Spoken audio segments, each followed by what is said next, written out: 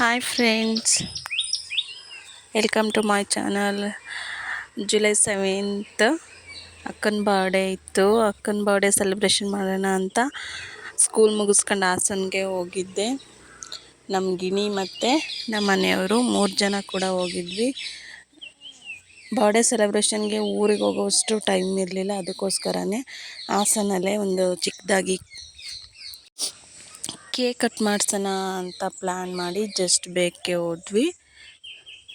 ನಮ್ಮ ಗಿಣಿ ನಮ್ಮ ಅಕ್ಕನ ಮಗಳನ್ನ ನೋಡಿ ತುಂಬ ದಿನ ಆಗಿತ್ತು. ಒಂದೂವರೆ ತಿಂಗಳೇ ಆಗಿತ್ತು. ನೋಡಿ ತುಂಬ ಖುಷಿಪಟ್ಲು.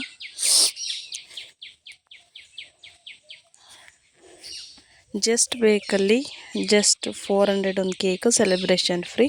400ಅಲ್ಲಿ ಬರ್ಡೇ ಸೆಲೆಬ್ರೇಷನ್ ಮುಗೀತು.